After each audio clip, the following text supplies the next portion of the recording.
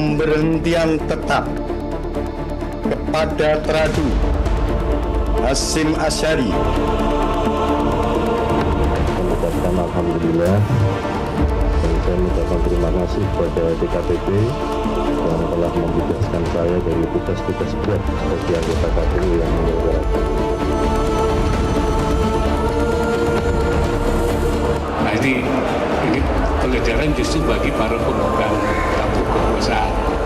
Diterbitkannya keputusan presiden itu nanti itu yang menjadi dasar kami di Komisi 2 untuk memilih dan menetapkan calon anggota KPRI atau pengganti Hasyim. Untuk lebih berhati-hati dalam memilih komisioner. Jangan lagi terlalu sibuk ini jalur saya, jangan pilih yang punya integritas dan punya kapasitas.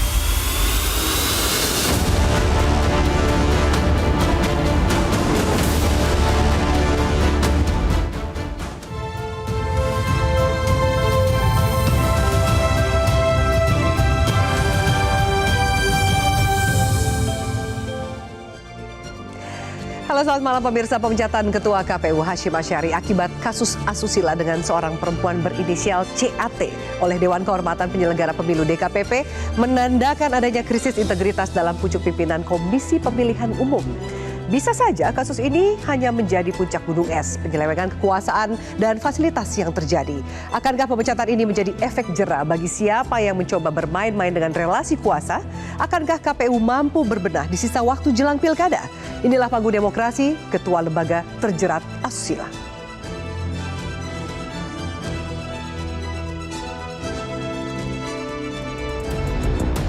Pekan lalu, publik digemparkan dengan pemecatan Ketua KPU Hasyim Asyari oleh Dewan Kehormatan Penyelenggara Pemilu akibat skandal asusila yang dilakukan terhadap wanita berinisial CAT yang merupakan anggota PPLN Den Haag Belanda.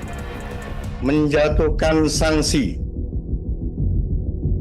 pemberhentian tetap kepada Tradu Hasyim Asyari selaku Ketua merangkap anggota Komisi Pemilihan Umum.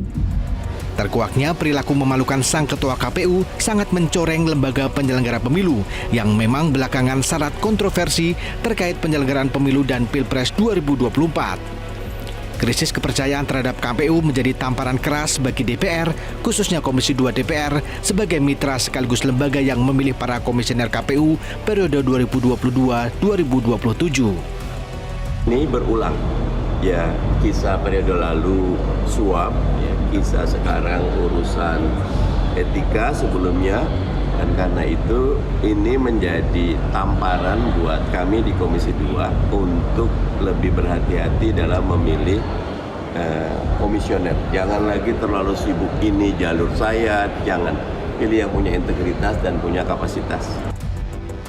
Kualitas lembaga Komisi Pemilihan Umum pun kini menjadi sorotan. Bahkan mantan Menko Polhukam Mahfud MD melalui akun X pribadinya menilai secara umum jajaran KPU saat ini tidak layak menjadi penyelenggara Pilkada 2024. Namun Presiden Joko Widodo mengklaim pelaksanaan Pilkada 2024 tidak akan terganggu meski kepercayaan publik terhadap KPU sudah rontok. Dan pemerintah juga akan memastikan bahwa pilkada tetap berjalan dengan baik, lancar, nantinya jujur dan adil juga. Berkaca dari rentetan pelanggaran etik di KPU, evaluasi mekanisme proses rekrutmen komisioner KPU dan badan ad hoc serupa perlu dilakukan. Kepercayaan yang diberikan oleh negara kepada mereka ternyata di perjalanannya itu mengubah karakter mereka. Saya tidak tahu apakah orang bisa mengubah karakternya secepat itu atau sebetulnya kemarin karakternya tidak nampak keseluruhan gitu ya. Mungkin saja ini bisa berubah. Kalaupun memang itu ada, kita harus sama-sama evaluasi dan kita harus cari figur-figur yang mungkin lebih baik dan mekanisme yang ada juga sama-sama kita perbaiki. Tentu semua sepakat kasus asusila dengan modus relasi kuasa di semua lembaga jangan sampai terulang lagi. Etika dan moral harus menjadi faktor utama selain integritas. Ya, demi memilih pejabat publik yang berkualitas dan bermartabat serta menjaga marwah lembaga negara. Tim Liputan, Metro TV. Dan pemirsa, untuk membahasnya telah hadir di studio akademisi Universitas Muhammadiyah Jakarta sekaligus anggota Timsel KPU Bawaslu 2022-2027 Endang Sulastri. Bu Endang, selamat malam. Selamat malam, Assalamualaikum. Waalaikumsalam. Dan kemudian hadir juga Direktur Eksekutif Parameter Politik Indonesia, Mas Adi Praitno. Mas Adi, selamat malam. Selamat malam, Afi. Ya, terima kasih sudah hadir Mas Adi. Dan juga kami hadirkan anggota Dewan Pembina Perludem, Mbak Titi Anggraini. Mbak Titi, selamat malam. Selamat malam, Mbak Afi. Terima kasih sudah hadir, dan dari sambungan Zoom ada kami hadirkan sosiolog Oki Madasari. Mbak Oki, selamat malam. Halo, selamat malam Afi, Bapak Ibu. Baik, terima kasih sudah bergabung bersama kami, Mbak Oki. Kita akan cari permasalahan terlebih dahulu mengapa ini bisa terjadi. Saya kutip pernyataan dari Mbak Titi. Mbak Titi ini menyoroti permasalahan yang menimpa Ketua KPU. Salah satu pangkal permasalahannya adalah di proses seleksi. Celah apa sih Mbak yang kemudian kenapa pangkal permasalahannya justru dari proses seleksinya ini? Iya, KPU itu lembaga yang istimewa ya. Dia dibentuk sebagai amanat konstitusi dan diperjuangkan sebagai buah reformasi. Di pasal 22E ayat 5 Undang-Undang Dasar kita sangat eksplisit disebutkan pemilihan umum dilaksanakan oleh suatu komisi pemilihan umum yang bersifat nasional, tetap, dan mandiri. Nah, keberadaan dia yang bersifat nasional dan tetap itu lalu diterjemahkan, dia itu ada di tingkat nasional, di tingkat provinsi, dan di tingkat kabupaten kota, begitu. Jadi dengan keanggotaan yang ribuan, itu yang permanen. Belum lagi kalau dia sedang pemilu, sampai ke KPPS itu pasukannya jutaan orang. Nah, mengapa kemudian seleksi ini menjadi penting? Karena pintu masuk kepada siapa yang akan mengisi keanggotaan KPU itu diawali dari proses seleksi. Di mana proses seleksi ini akan menyaring orang-orang terbaik yang akan dilakukan fit proper test di DPR. Jadi harapannya siapapun nanti yang dilempar oleh tim seleksi ke DPR, kita tidak bertaruh soal kredibilitas, integritas, kapasitas, dan seterusnya. Tapi sayangnya karena KPU ini makin disadari punya pengaruh yang sangat besar, kewenangan yang sangat strategis, menyangkut eksistensi partai politik dan peserta pemilu, kepentingan pun akhirnya menjadi tumpah ruah di sana. Disitulah akhirnya kita harus akui, bahkan ketika bicara kepentingan, bukan hanya ketika bicara fit proper test di DPR, tetapi ketika penentuan tim seleksi kita sudah bertaruh soal siapa yang akan ada di sana dan bagaimana dia bisa kemudian memastikan keterpilihan orang-orang yang dikehendaki atau kemudian akan aman bagi kepentingan politik tertentu. Makanya salah pilih timsel, salah juga pilih produknya. Yang sekarang ini salah dari mana? Salah pilih timsel karena juga ada Mbak Bu Endang di sini yang harusnya juga nanti dimintai pertanggungjawabannya, atau dari Komisi 2 ketika kemudian tangan-tangan politik itu mencoba menancapkan kepentingan mereka? Mbak Titi, Mbak Afi boleh lihat lagi ke belakang ya, bagaimana kemudian kami di Perludem menjadi salah satu kelompok masyarakat sipil yang cukup kritis. Walaupun kemudian Bu Endang dan kawan-kawan di tim seleksi meminta saya misalnya mengkoreksi makalah. Saya juga tidak tahu apakah hasil koreksi saya itu benar-benar yang digunakan oleh Bu Endang dan kawan-kawan. Tapi pada waktu itu misalnya komposisi anggota yang mewakili unsur pemerintah yang dianggap melebihi jumlah harusnya ada 3, tapi hitung-hitungan kami paling tidak sebenarnya ada 4 wakil pemerintah. Kenapa itu menjadi persoalan? Ya karena jelas pemerintah pun itu akan menjadi bagian dari kontestasi. Misalnya ketua timsel adalah mantan bagian dari pemenangan waktu Pilpres 2019 begitu. Jadi banyak kontroversinya, belum lagi catatan seolah-olah ada timsel yang berperan menjadi tim sukses bagi salah satu kandidat. Kok bukannya menggali kapasitas dan kompetensi serta integritas calon, yang terjadi adalah pujian-pujian berlebihan. Nah, belum lagi terakhir ya tambahan, satu-satunya seleksi di mana fit proper test belum dilaksanakan di DPR, nama terpilih yang sama persis dengan yang sekarang jadi sudah keluar. Jadi ada unsur pesanan. Gimana Bu Endang menjelaskan? Karena gini, Bu Endang juga termasuk pihak yang merasa kecewa terhadap apa yang terjadi hasil dari pansel yang dilakukan oleh Bu Endang dan rekan-rekan. Iya, betul. Jadi begini, kalau kita melihat dalam konteks mekanisme, saya kira Timsel sudah melaksanakan proses seleksi itu sesuai dengan mekanisme yang diatur dalam undang-undang. Artinya bahwa kita melakukan proses mulai dari pendaftaran sampai kemudian seleksi tertulis, pakai kemudian psikologi dan seterusnya sampai wawancara dan melakukan klarifikasi juga. Artinya bahwa Timsel sudah bekerja, bahwa kemudian yang terjadi adalah ada terdetek yang sekarang terjadi ya dengan pecatnya ketua KPU atas dasar sebagaimana yang disebutkan dalam putusan DKPP.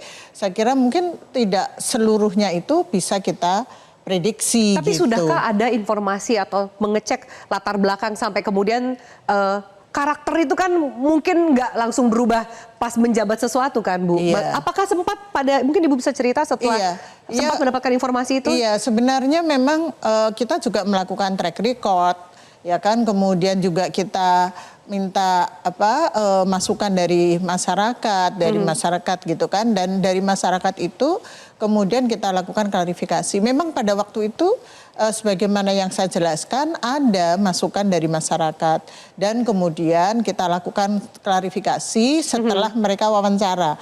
Memang klarifikasi itu tidak kita lakukan secara terbuka karena apa? Karena ini kan menyangkut masalah private dan kita melakukan klarifikasi apakah betul masukan-masukan itu, kemudian dijawab yang bersangkutan betul dan kemudian dijelaskan dengan berbagai hal bahwa apa yang terjadi bahwa dia kita sebut aja ya berpoligami misalnya begitu, itu sudah juga clear di tempat di mana mereka Pak Hasyim ini bekerja sebelumnya. Nah ini memang ada, tapi kemudian kita menjadikan bahan diskusi juga di dalam proses itu dan kita melihat bahwa beliau menyatakan dengan jujur dan menyatakan dengan apa yang dia lakukan. Kemudian kita juga melihat tidak cuma dari hasil itu kan, kita juga melihat bagaimana hasil pada waktu mereka tes gitu ya. Kan itu terakumulasi semuanya. Ada hasil tes tertulis, hasil psikologi, hasil FGD, hasil wawancara, begitu kan. Dan kemudian kita mendapatkan bahwa hasil seleksinya itu memang dia tertinggi gitu. Meskipun sudah juga mendapat informasi urusan poligami, rumah tangganya lah gitu ya Bu ya. Iya, tetapi kemudian bahwa itu kita tidak mengira bahwa karena ini kan secara sah. Ya. Kalau poligami kan dia lakukan secara sah ya. Artinya bukan seperti yang konteks sekarang gitu loh. Itu seperti itu. Dan sampai terpilih jadi ketua itu bagaimana penjelasan dari pansel kalau tadi Mbak Titi katakan kok bisa beredar nama yang akhirnya terpilih yang keluar dari Komisi 2 juga kalau itu di luar pengetahuan Timsel dong. Karena kan kita menyampaikan ada 14 besar, kita sampaikan ke DPR, kemudian DPR memilih mereka 7. Itu kan kita sudah menyerahkan kepada DPR. Nah, kemudian jadi itu ranahnya di Komisi 2 tuh, di Komisi 2, bukan di Komisi Timsel. 2 ya. Artinya bahwa proses seleksi ini ada banyak pihak yang terlibat. Tadi misalnya soal pembentukan tim seleksi itu kan di tangan Pak Presiden, kemudian ketika seleksi itu ada di pansel, kemudian ketika fit and proper test itu ada di DPR, begitu kan. Nah, soal ketua, dia menjadi ketua, ya ini kan kesepakatan kalau di dalam konteks undang-undang kan ketua itu dipilih oleh anggota begitu. Ketua dipilih oleh anggota. Mas Adi bisa nggak menjelaskan prosesnya? Karena kan kita juga tahu ya urusan pemilihan komisioner, fit and proper test itu rasanya nggak murni benar-benar fit and proper test. Apalagi Mbak Titi menjelaskan ya kurang lebih ada juga relasi kuasanya, minimal ada relasi kepentingan partai politik fraksi-fraksi di DPR untuk menempatkan siapa yang jadi ketua dan komisioner yang masuk di KPU. Ya saya kira tidak bisa dibantah. Kalau mau kita iris satu persatu, mulai dari Timsel atau pansel dari komisioner KPU itu juga kan banyak yang bermasalah. Kalau kita hitung satu persatu dari beberapa orang yang diekspos ke publik, mereka terafiliasi dengan salah satu kontestan dan pemenangan Pilpres, dia dekat dengan partai politik tertentu, itu otomatis udah diketahui oleh publik. Di situ saja secara morality itu udah persoalan. Nah yang kedua, harus kita katakan, sepanjang komisioner KPU ini dipilih oleh Komisi 2, sepanjang itu juga wajib hukumnya calon-calon komisioner ini dia harus punya backingan politik. Karena yang hadir di situ adalah kepentingan partai. Yang aneh bagi saya, yang rumit untuk diamputasi, karena partai ini juga punya kepentingan dengan para komisioner. Karena dalam banyak hal, banyak oknum-oknum yang bisa dikondisikan, dan bahkan kalau kita mau jujur satu persatu, isu yang terkait dengan kecurangan pemilu, kan komisioner selama ini, yang dianggap sebagai instrumen untuk mengamankan salah satu calon, untuk memenangkan pileg, dan tentu untuk menjaga kemenangan dan eksistensi partai politik tersendiri. Jadi dalam konteks ini sebenarnya soal relasi kuasa, ini bukan hanya soal hal-hal yang sifatnya idealisme, bukan hal-hal yang sifatnya normatif, tapi itu faktual, Pi. Tapi itu faktual. Oleh karena itu, kalau masih KPU ini dipilih oleh pimpinan-pimpinan atau anggota dewan, maka sepanjang itu juga wajib hukumnya dia itu punya kepentingan politik. Jadi dalam konteks itulah, kalau saya melihat orang seperti Mbak Titi atau Mbak Endang ini, sulit untuk jadi komisioner karena tidak pernah mau berkompromi. Jadi orang-orang baik dipilih dalam konteks. Bu Endang sempat menjadi komisioner. Iya, sempat. Tapi kan situasinya tidak serumit hari ini. Tapi tidak serumit sekarang. Tapi Bu Endang merasa bahwa memang ada gitu. Mungkin nggak langsung Bu Endang, mungkin rekan-rekan komisioner yang lain yang dulu ada kaitan dengan partai dulu politik. Ya, ketika saya sudah pernah mendengar 7 orang itu kan pada waktu itu saya 21 ya Mas. Mas Adi, jadi 21, 3 kali 7. Nah, saya sudah mendengar 7 itu udah ada nama. Tetapi syukur alhamdulillah kemudian itu tidak terjadi gitu loh. Dari 7 nama yang berubah jadi berapa nama? Jangan cuma 1 nama doang. 7 nama. Jadi memang bagi 7 saya, nama dan pada waktu itu kalau nama itu saya nggak ada. bahkan kalau kita cek satu persatu ya, yang sudah mulai mengerucut nama-nama yang di-endorse ke DPR untuk dipilih, kan mereka itu organisasi dalam tanda kutip, itu setelah kelihatan afiliasi politiknya kemana. Ada yang merah, ada yang hijau, ada yang coklat, yang udah ada yang nasionalis, ada yang nasionalis, sudahlah. Ini barang sudah jadi mainan semua. Saya selalu mengatakan, cara satu untuk mengamputasi ini semua adalah soal political will sama goodwill. Udah itu aja kuncinya. Tapi itu yang paling berat loh, Mas Adi. Political dan goodwill untuk urusan pemilu, urusan pemenang, jadi presiden, jadi anggota DPR, kepala daerah. Kalau itu yang tidak dilakukan oleh para elit kita, sampai kiamat sekalipun, persoalan komisioner akan terulang. Saya merasa pengalamannya Mbak Afi, itu pernah bisa dilakukan, menempatkan orang-orang yang punya kredibilitas baik. Contohnya orang seperti Bu Endang pada waktu lampau bisa terpilih, Pak Hadar Nafis Gumai bisa terpilih, kenapa itu tidak bisa sekarang? Ya karena tadi itikat baik, goodwill, dan juga political will yang makin terkikis gitu ya. Betul, Oke, faktanya baik. begitu. Baik, kita harus jeda. Kita lanjutkan sesaat lagi, pembahasannya semakin menarik. Saya nggak mau jeda padahal. Mbak Oki, saya mau tanya lebih jauh, mengapa relasi kuasa dalam kasus asusila sering tidak terproses sampai selesai? Kebanyakan korban memilih untuk diam, bahkan pelaporan ditutup dengan alasan kurangnya bukti. Kita akan lanjutkan pembahasan ini sesaat lagi. Tetaplah bersama kami.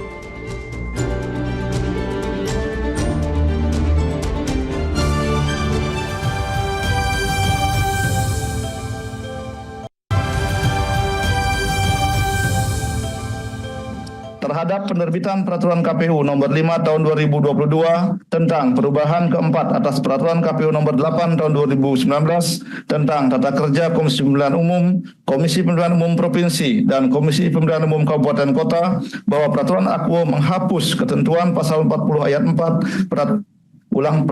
Pasal 90 Ayat 4 Peraturan KPU Nomor 4 Tahun 2021 tentang perubahan ketiga atas Peraturan KPU Nomor 8 Tahun 2019 yang mengatur larangan pernikahan siri, dan tinggal bersama tanpa ikatan perkawinan yang sah dengan sesama penyelenggara pemilu selama masa jabatan. Pada waktu membahas pasal perubahan tersebut, pembahasannya tidak panjang karena sudah diatur secara jelas dalam Undang-Undang Nomor 7 Tahun 2017, yaitu tidak sedang dalam ikatan pernikahan sesama penyelenggara. Ya, baik. Kami akan lanjutkan Panggung Demokrasi, pemirsa. Mbak Oki, saya akan langsung ke Anda. Misalnya contohnya Hasyim Asyari, sudah minimal kena 2 kali kasus pelaporan asusila, yang sebelumnya dengan Hasnaini wanita emas tapi tidak berujung seperti pemecatan yang terjadi di kasus terakhir. Laporan yang masuk ke DKPP bukan hanya Hasyim yang berhadapan dengan kasus asusila. Dari 2017 sampai 2023 DKPP menangani 25 laporan kekerasan seksual. Tapi mengapa kasus relasi kuasa terutama dalam kasus asusila ini sering tidak terproses sampai selesai, Mbak Oki? Ya, sebelum ke situ, Afi, saya mau menyambung sedikit pembicaraan sebelumnya karena kebetulan ini saya menambahi dari perspektif yang berbeda.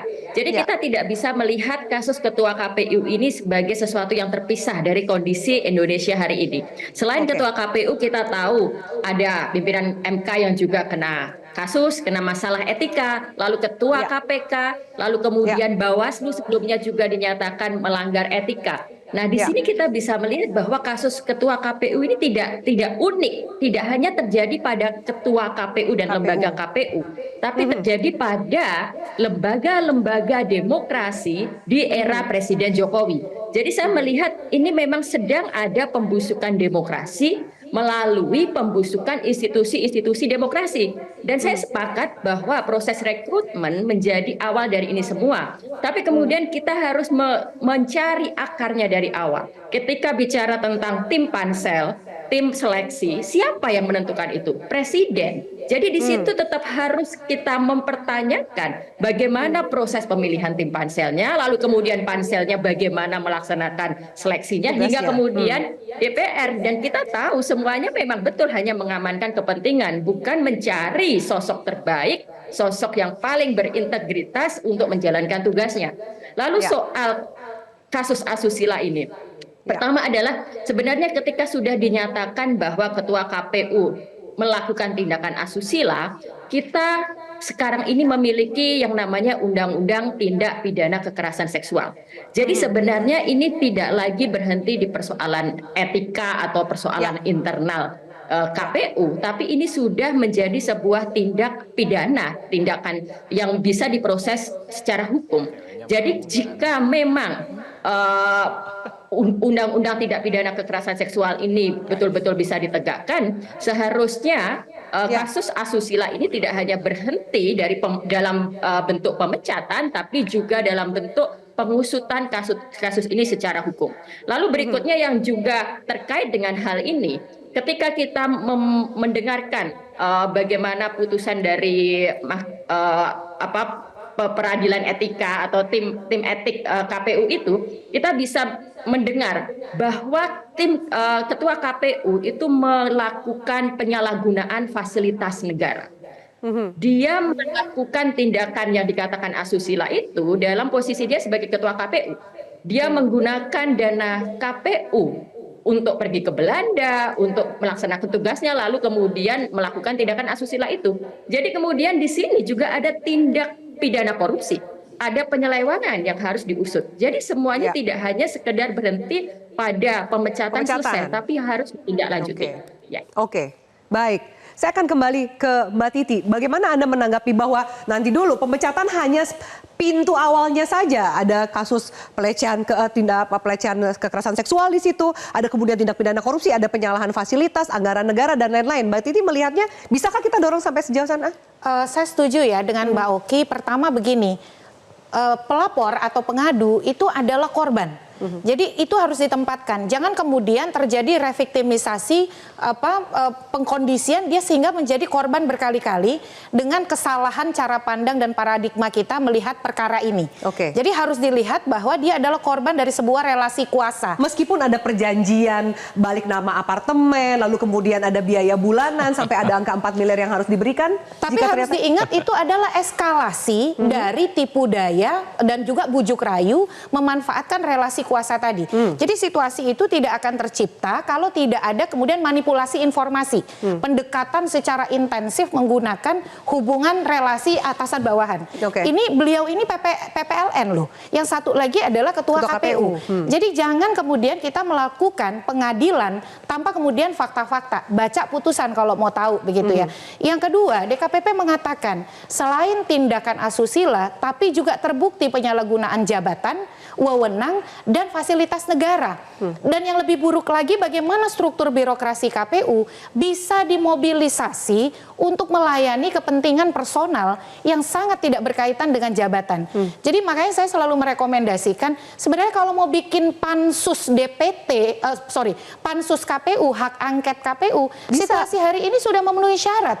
Tapi berani nggak anggota DPR atau fraksi-fraksi di DPR untuk kemudian menggelontorkan yang tadi Mbak Titi katakan? Apa kerugiannya? Karena kan ini untuk kepentingan pelaksanaan, meneliti pelaksanaan undang-undang pemilu. Sebut contoh ya. Pertama, di awal masa tugas mereka, skandalnya adalah soal manipulasi verifikasi partai politik.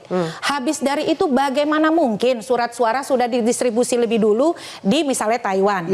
Kemudian simulasi kesalahan dalam memberikan dummy surat suara. Siapa yang menanggung kerugian? Negara semua kan? Lalu kemudian dengan gampangnya mereka misalnya menyatakan, oh itu human error. Itu bukan human error, itu memang tidak punya kapasitas saja. Dan kemudian banyak kasus lain, misalnya di kasus keterwakilan perempuan. Jadi memang KPU yang sekarang secara personel dan kelembagaan punya problem struktural. Satu, menghapus peraturan KPU yang melarang nikah siri dan tinggal satu rumah tanpa perkawinan. Itu siapa? 7-7-nya sepakat kok. Kalau memang punya komitmen keterwakilan perempuan, perlindungan hak-hak perempuan, tidak akan diubah itu pasal. Itu legacy. Kok bisa 7-7-nya sepakat? Apa saling pegang kartu sama lain? Kalau adakah unsur politik gitu, Mas Adi, lihat kasus ini tuh sejauh mana Anda lihatnya? Ya saya nggak tahu ya apakah ada unsur politis atau tidak, tapi menurut saya kalau semua komisioner sepakat, layak untuk kita curigai. Ini kan menurut saya agak sedikit aneh ya dibandingkan dengan komisioner-komisioner sebelumnya. Tapi beginilah, saya sebenarnya beberapa hari yang lalu juga sempat ngomong, ini adalah momentum sebenarnya bagi DPR untuk melakukan audit investigatif terkait dengan kinerja KPU secara keseluruhan. Saya kira kalau kita membaca cek data secara umum, bukan hanya ketuanya yang dipersoalkan. Kan selama ini kinerja KPU secara umum itu kan disorot. Ini jangan-jangan memang gunung es yang sebentar lagi sebenarnya tunggu meleleh. Kan kemarin sempat dibicarakan oleh kawan-kawan DPR soal gaya hidup mereka yang hedon, naik private jet, kemudian dugem dan seterusnya. Mengerikan betul, Vi. Saya ingin mengatakan bahwa menjadi pemimpin publik di negara ini, kata para filosof dan para agamawan di negara ini, Anda itu kalau berkuasa, Anda itu kalau menjadi pejabat publik, maka berlakulah selayaknya Anda seperti malaikat. Jangan pernah melakukan sekecil apapun itu kesalahan. Karena semua perkataan, tindakan, perbuatan, dan seterusnya, itu akan menjadi sorotan-sorotan publik. Jadi itu yang saya kira, saya belum menemukan nih di antara kawan-kawan KPU. Bahkan ketika kemarin itu dipecat, coba kita mendengar statementnya Ketua KPU. Alhamdulillah, terima kasih gitu. Merasa nggak bersalah. Dari komunikasinya bagaimana Anda membaca seorang yang dipecat dari jabatannya, posisinya tinggi loh, Ketua KPU, kasus asusila, malah mengatakan alhamdulillah dan terima kasih. Saya menangkapnya dua hal, tidak merasa bersalah. Yang kedua seakan-akan punya backing di negara ini. Udah gitu. Backingnya Ketua KPU siapa sih Mas Adi? Pertemanan dengan banyak orang di negara ini. Kan backing itu kan banyak lah konotasinya. Nggak harus bohir ya. Artinya apa? Kalau bagi saya, kalau seorang pejabat publik tidak merasa bersalah dengan apa yang dilakukan, itu aneh. Kalau kita ngecek negara-negara yang lain, dia sekecil apapun melakukan kesalahan, kalau tidak dia mundur, pasti dia minta maaf secara terbuka. Ini nggak minta maaf. Alhamdulillah itu kan kita tahulah maknanya apa. Seakan-akan dia rezeki dong. Seakan-akan dia keluar dari kutukan, dari beban kerjaannya yang banyak sebagai pimpinan dan ketua. Nggak begitu ceritanya. Perasaan tidak bersalah menurut saya. Ini menjadi problem psikologis yang cukup serius. Memang asusila ini persoalan personal anggota KPU, tapi kan dia adalah pejabat publik, dia juga menggunakan anggaran negara, dia juga harus diaudit bagaimana keuangan itu. Oleh karena itu saya kira ini momen sebenarnya, moment of the truth bagi kawan-kawan DPR audit ini. Akankah kawan-kawan DPR itu memanfaatkan momen ini menurut Anda? Sekarang momentum pemilu sudah lewat. Jadi udah selesai juga nih. Sudah selesai. Justru kan tidak ada kerugian, momentum pemilu juga udah selesai, apalagi yang diragukan? Ya bukan masalah rugi apapun ya. Ini kalau kita bicara tentang bangsa dan negara, menegakkan keadilan, supaya proses politik yang ada di negara ini terkait dengan penyelenggara itu sesuai dengan aturan, ya harus dipanggil mereka satu persatu. Kalau hanya speak up, kemudian diomongin, oh ini hedon, ini penggunaan anggaran negara berlebihan, gajinya banyak, fasilitasnya berlimpah, mobil operasionalnya 3, bagus-bagus misalnya. Kalau cuma selesai di situ, persoalan komisioner nggak selesai. Akar masalahnya. Nggak akan selesai. Harus ada rekomendasi besok-besok operasional komisioner itu dimiskinkan kalau bisa. Jangan pakai apapun. Yang gede itu anggaran negara aja. Haram hukumnya pakai private jet, mobil operasionalnya itu nggak boleh misalnya di bawah berapa harga tertentu misalnya gitu ya. Paling bagus Innova udah kira-kira begitu kan. Dan seterusnya. Diatur sampai seperti itu. Ya gimana kalau tidak kan kita semua hanya akan mendumel kan, tidak akan ada solusi yang kemudian jalan keluar. Kita harus jeda kembali. Kita akan tanggapi lebih jauh soal statement dari Mahfud MD yang mengatakan harusnya semua komisioner KPU diganti karena mereka tidak layak menjadi penyelenggara pemilu. Sementara Pak Jokowi mengatakan, loh KPU sudah melaksanakan dan sukses melaksanakan pemilihan legislatif dan pilpres dengan baik. Kita lanjutkan sesaat lagi. Apakah perlu semua anggota komisioner KPU kita ganti untuk jelang pilkada ke depan? Kami lanjutkan sesaat lagi.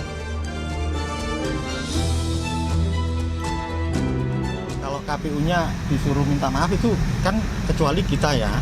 Nah ini kalau urusan itu urusan pribadi-pribadi, kami juga tidak akan campuri, tapi kami tegaskan bahwa dalam konteks pelaksanaan organisasi ke depan, kami sudah lakukan mekanisme, kami sudah mengambil kesepakatan, memberikan mandat kepada Mas Hafizudin untuk melaksanakan tugas. Tentu dengan segala dinamika yang kami hadapi, kami harus memenuhi kewajiban kami terhadap undang-undang.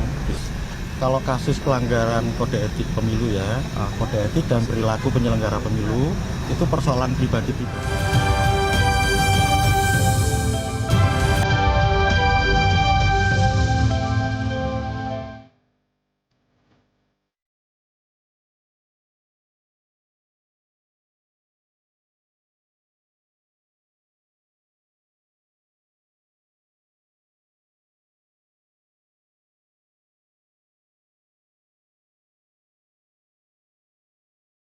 Ya, baik, kami lanjutkan pemirsa. Bu Endang, tanggapan Bu Endang soal kan harusnya ini pemimpinnya kolektif kolegial penyelenggara pemilu, harusnya bisa mengontrol kinerja satu sama lain, saling mengawasi. Tapi kok ini malah bablas? Kita mempertanyakan loh, kok bisa jadi semuanya sepakat? Apa sih yang terjadi, Bu? Apakah seorang Hasyim Asyari se-powerful itu sehingga tidak ada yang berani menegur teman-teman komisioner lain? Ya, mungkin kita nggak tahu juga ya, tetapi bisa jadi memang Pak Hasyim sebagai seorang ketua dia sangat hegemonik gitu ya, menghegemonik kemudian sama teman-temannya.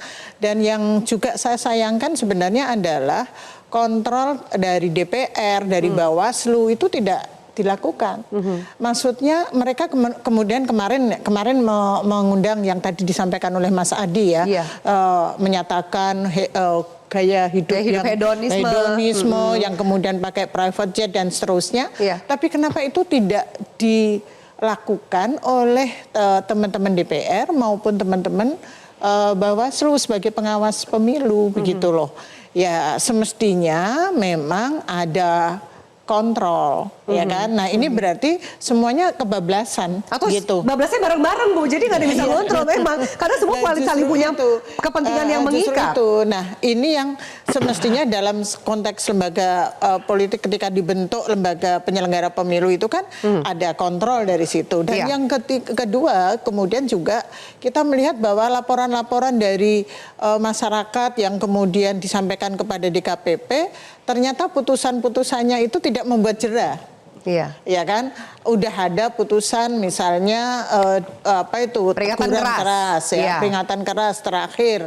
Tapi kemudian terakhirnya tidak selesai-selesai gitu. Terakhir banget, terakhir sekali gitu ya. Ini yang semestinya juga kita bisa lakukan ketika awal itu, misalnya kontak pada saat verifikasi partai politik atau pada saat keterwakilan perempuan begitu ya. Ini kan sudah ada bukti-bukti nyata bahwa ketika misalnya verifikasi partai politik ini menurut saya sesuatu hal yang sangat fatal. Karena apa? Karena juga sudah banyak orang yang menyampaikan bukti-bukti dan sangat kuat itu, termasuk di DPR ya.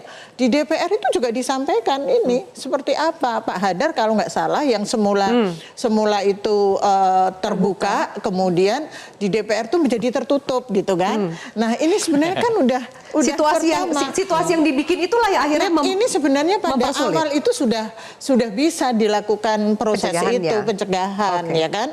Kemudian mungkin pemecatannya itu terlambat lah gitu. Baik, bersama kami akan lanjutkan Panggung Demokrasi usai jeda berikut ini. Tetaplah bersama kami di Metro TV.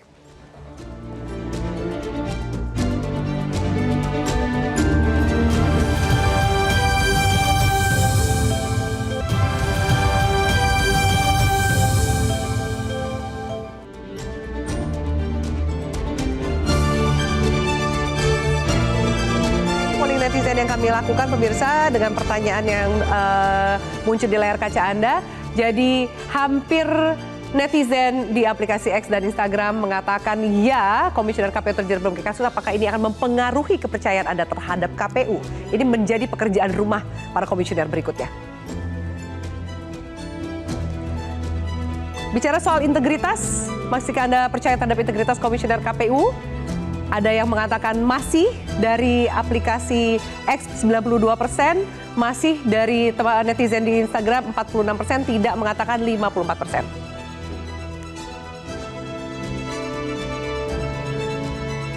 Dan apakah sanksi yang dijatuhkan DKPP akan mempengaruhi kinerja KPU jelang pilkada? Hampir semua netizen mengatakan akan mempengaruhi kinerja KPU jelang pilkada.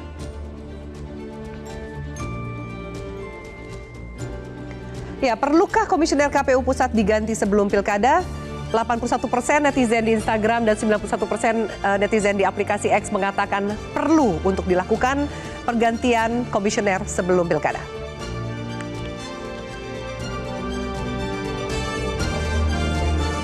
Baik, saya akan kembali ke Mbak Oki. Mbak Oki, apakah kemudian kasus ini menjadi momentum jika ternyata ada korban-korban dari relasi kuasa, manipulasi yang berujung pada kasus asusila akan memberanikan diri mereka untuk lebih speak up? Menurut Anda, adakah momentum itu dan jadi efek jera bagi pihak yang ingin menggunakan relasi kuasa? Tergantung bagaimana tindak lanjut ini. Jadi sudah seharusnya kasus ini masuk ke ranah pidana, dan jika memang ini bisa dilanjutkan ke ranah pidana, ini akan menjadi sebuah angin segar, kabar baik untuk para korban-korban kekerasan seksual, korban-korban pemaksaan dalam berbagai bentuk hubungan untuk bisa speak up, untuk bisa bicara. Nah, tapi selain itu ya, Afi ya, saya agak sedikit terganggu jika kita hanya melulu memfokuskan pembicaraan soal ketua KPU, pelanggaran ketua KPU ini sebagai kasus personalnya ketua KPU. Kita tidak boleh lupa bahwa sebelum ketua KPU dinyatakan melakukan terkena kasus asusila ini, beliau sudah pernah dinyatakan melanggar etika dalam pendaftaran capres dan cawapres. Bedanya adalah dalam kasus pelanggaran etika pendaftaran capres dan cawapres itu tidak ada pemberhentian, tidak ada sanksi apapun selain teguran. Nah, lalu kemudian ketika kemudian pelanggaran asusila bisa mendapatkan sanksi dipecat, kenapa yang dulu tidak? Ini sudah menimbulkan pertanyaan besar. Jadi kita tidak boleh menyempitkan persoalan kasus di KPU saat ini sebagai persoalan pribadi dari ketua KPU semata. Ini persoalan lembaga, ini persoalan sistemik. Jadi jangan sampai ini menjadi presiden yang justru saya takutkan ini menjadi exit strategi dari pihak-pihak yang kemarin melakukan kesalahan dalam proses pemilu. Ya sudah nih, kan ketua KPU-nya sekarang udah dipecat, berarti sudah nggak perlu lagi dimasalahin yang soal pelanggaran-pelanggaran dalam pemilu nanti kemarin itu. Nah, jangan sampai itu terjadi gitu. Jadi kesimpulannya adalah pengusutan pidana tetap harus dilaksanakan, tapi secara kelembagaan. Saya sepakat tadi ketika ada polling, walaupun itu polling hanya di sosial media, apakah memang harus diganti semua komisioner KPU-nya? Memang kita tidak lagi bisa berharap pada KPU secara kelembagaan saat ini. Memang harus ada pergantian. Dan lebih besar lagi sebenarnya, saya sedikit tidak bisa lagi berharap ada perubahan yang sifatnya sistemik kelembagaan di rezim saat ini. Masalahnya kalau ini sekarang tidak ada perubahan, ini bisa-bisa akan terbawa terus di rezim-rezim selanjutnya. Mbak Oki, banyak yang sempat meragukan, menyaksikan hasil di Pilpres dan Pileg kemarin ini. Menurut Anda dengan kasus kejadian ini, efeknya apa? Kita akan juga sebentar lagi melaksanakan pilkada. Apakah suara-suara itu akan keluar dan bahkan menyaksikan hasil pemilu yang kemarin? Kredibilitas, legitimasi, dan kepercayaan publik itu sebenarnya sudah sedemikian hancurnya dengan rangkaian yang disajikan di hadapan kita ini. Jadi pemberhentian dari ketua KPU ini kan hanya belum puncaknya juga nih, saya lihat nih. Nanti bisa jadi ada yang lebih mengejutkan lagi gitu. Jadi kita semua sudah kehilangan kepercayaan, kita semua sudah kehilangan keyakinan bahwa sebagai sebuah lembaga KPU saat ini itu masih bisa dipercaya untuk menjalankan tugasnya nanti di pilkada gitu. Mbak Titi, kalau Anda melihat haruskah kemudian semua komisioner ini paketannya harus diganti semua seperti yang disampaikan oleh Pak Mahfud MD, atau ternyata cukup mengganti satu komisioner saja supaya juga lengkap dan tidak mengganggu tahapan pilkada yang berjalan? Iya, anggota KPU itu tidak bisa mengganti seperti mengganti permainan bola ya, sesuai apa maunya pelatih begitu. Ada mekanismenya, prosedurnya. Bagi pihak-pihak yang meragukan kredibilitas KPU, ambil langkah seperti yang kami lakukan. Kemana kami mengambil langkah? Lapor ke DKPP. Atau seperti peristiwa di pemilu 2009, percepat akhir masa jabatan mereka. Terbitkan undang-undang, perpu kalau perlu. Tapi lagi-lagi itu kan membutuhkan itikat baik dari pembentuk undang-undang yang memang juga harus bertanggung jawab karena mereka adalah produk dari dua pihak ini, pemerintah dan DPR. It takes two to tango loh, bukan cuma satu begitu. Jadi kalau mau ya selama ini mungkin kami berjuang merasa seperti sendiri begitu ya. Banyak sekali laporan yang kami lakukan. Contoh soal keterwakilan perempuan. KPU periode ini memang punya masalah pada keberpihakan terhadap perempuan. Bukan hanya penghapusan pasal larangan nikah siri dan tinggal serumah tanpa pernikahan, yang itu disepakati oleh 7 anggota. Tetapi juga mereka melanggar peraturan perundang-undangan soal pencalonan perempuan di pemilu DPR dan DPRD. Dan itu sengaja, bahkan hasil pemilu dibatalkan oleh MK.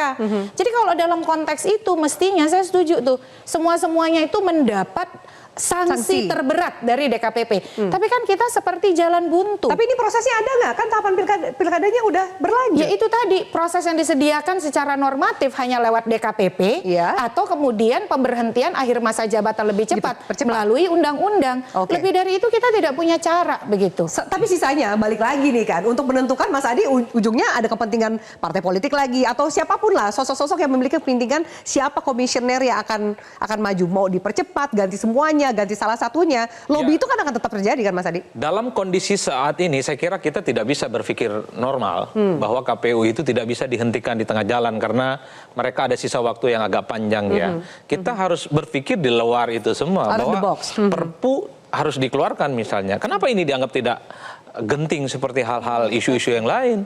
Kalau kita lihat polling dan statement-statement orang ya terkait dengan kasus asusila ini kan marahnya nggak karu-karuan. Jadi ini adalah semacam puncak gimana kegeraman publik terkait dengan penyelenggara itu seakan-akan terkonfirmasi dengan adanya tindakan asusila ini. Dan tidak selesai di situ. Jadi persoalan-persoalan yang selama ini di listing terkait dengan kinerja komisioner ini yang dianggap menjadi problem serius terkait dengan penyelenggaraan pemilu itu harus diungkap. Oleh karena itu, itulah yang saya kira menjadi trigger mestinya ketika ada kaitan dengan ketua KPU bermasalah secara umum, maka semuanya harus dihentikan. Tapi sepertinya dari pembuat undang-undang nggak ada gregetnya itu loh Mas Adi. Itu problemnya di situ. Cuman problemnya di situ. Kayaknya memang perlu gaya-gaya revolusioner juga, agak rambo-rambo dikit gitu. Ini perpu lah. Ini KPU udah tidak bisa diharapkan karena trust publik itu terjun bebas. Bagaimana kita akan menghadapi pilkada serentak 541 sekian di seluruh Indonesia oleh komisioner-komisioner yang saya kira menjadi bagian dari inner circle yang terbukti dia cacat secara moral dan ketua dari KPU adalah mereka yang melakukan tindakan asusila. Jadi saya berharap pemerintah itu mendengar diskusi kita malam ini sehingga perpu itu dianggap sebagai gegentingan mengamputasi bahwa ini adalah KPU yang cacat moral, cacat yang secara politik harus dihentikan. Perpu adalah solusinya. Perpu adalah solusinya. Baik, Bu Endang bagaimana melihatnya? Mekanismenya sebenarnya bisakah kemudian keresahan itu ditangkap dan dilakukan beberapa cara yang out of the box seperti disampaikan narsum yang lain? Kalau melalui mekanisme yang ada ya semestinya memang melalui proses pemberhentian itu kan hanya di KPP melalui kode etik dan seterusnya. Sehingga kalau mau perpu tentu harus ada political will dong. Tapi saya melihat bahwa di antara ketujuh anggota KPU yang ada sekarang saya kira tidak seluruhnya buruk gitu loh. Jadi ya kita jangan proses menghakimi hanya karena ada satu orang begitu. Jadi menurut Anda perlu diganti saja satu komisioner saja? Satu itu diganti segera. Dan kalau bisa kemudian di antara 7 orang tadi kan kemudian melakukan pemilihan ketua. Nah dipilihlah orang-orang yang tidak terlalu banyak masalah. Gitu aja. Kan belum ketahuan ya kan. Waktu Hasyim Asyari juga mungkin belum ketahuan atau entah bagaimana lobbynya bisa jadi ketua KPU dan hari ini kejadian gitu. Bagaimana menentukan orang yang tidak terlalu banyak masalah, sementara masalah juga menjadi beban atau ikatan tersendiri dalam transaksi kepentingan ini? Iya, kalau saya melihat sih bisa ya kita melihatnya itu bagaimana kemudian ketika proses apa yang menjadi persoalan, misalnya kalau kita melihat kan proses atau pada saat verifikasi partai politik, berarti kan ada orang-orang yang punya tanggung jawab besar di situ. Ya, dan kinerjanya baik-baik gitu ya. Siapa yang melakukan itu saya kira bisa dilihat. Dan ini yang harus dilakukan. Artinya kita tidak perlu harus mengganti keseluruhan, tetapi apa yang sudah mendapatkan sanksi itulah yang diganti dan diganti secepatnya. Baik. Saya akan tanya ke Mbak Oki pertanyaan terakhir. Mbak Oki, dengan waktu yang tersisa mungkinkah apapun solusinya ke depan masih ada waktu untuk memperbaiki kepercayaan publik jelang pilkada ini? Saya berat kalau kita memperbaiki kepercayaan publik tanpa ada langkah-langkah yang memang jelas menjawab apa kegelisahan utama publik. Jadi kita tidak bisa berasumsi bahwa itu kan yang salah hanya satu orang, hanya ketua KPU dan sekarang udah diselesaikan. Itu nggak bisa, karena kita harus ingat bahwa ini bukan perkara ini saja yang dihadapi oleh KPU, ada masalah sebelumnya yang sudah dinyatakan melanggar etika. Jadi di sini kita harus melihatnya secara sistemik dan bagi saya betul-betul perlu ada upaya untuk mencegah pembusukan demokrasi melalui pembusukan institusi ini betul-betul akhirnya menjadi sebuah presiden yang dilanjutkan oleh pemerintah yang akan datang. Oke, kita lihat seperti apa supaya kegentingan itu terasa, terutama pada pengambil kebijakan dan juga pembuat undang-undang. Terima kasih banyak para narasumber untuk diskusi kita yang menarik pada malam hari ini. Dan pemirsa, pemecatan Hasyim Asyari harusnya menjadi momentum untuk memperketat proses rekrutmen komisioner KPU, termasuk juga para pemimpin di lembaga strategis lainnya. Janganlah calon titipan atau pesanan justru malah diloloskan, karena biasanya ujungnya adalah runyam, bayar hutang budi jabatan, atau malah terkena banyak laporan. Dari suap, etika, sampai kasus asusila yang memalukan. Marilah segera berbenah karena nasib bangsa terlalu mahal untuk menjadi taruhannya. Saya Afiani Malik undur diri. Selamat malam, sampai jumpa.